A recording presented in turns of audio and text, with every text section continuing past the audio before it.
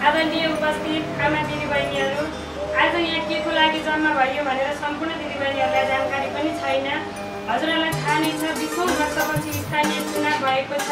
त्यसमा पनि ward number Sunwal नगरपालिका वार्ड नम्बर 4 अथवा हामीले मिलिजुली महिला समूहको उपाध्यक्ष आदरणीय दिदी रमा ढकालले यस चुनावमा उहाँ चाहिँ धेरै मत ल्याएर विजय हुनुभएको छ।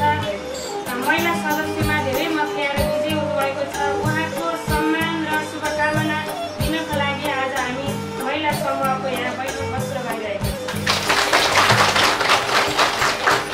छ। 20औं वर्षपछि चुनाव भयो, फेरिँदैछ जमाना। 20औं वर्षपछि चुनाव भयो, फेरिँदैछ जमाना। हाम्रै मिलिजुली महिला समूहको उपाध्यक्ष आदरणीय दिदी रमा ढकालको सफल कार्यकालको हार्दिक मङ्गलमय शुभकामना। हजुर, हार्दिक मङ्गलमय शुभकामना।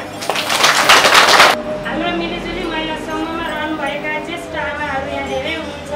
यस सिलसिलामा उहाँहरूलाई पनि हाम्रो एउटा सम्मान कार्यक्रम रहेको छ आज।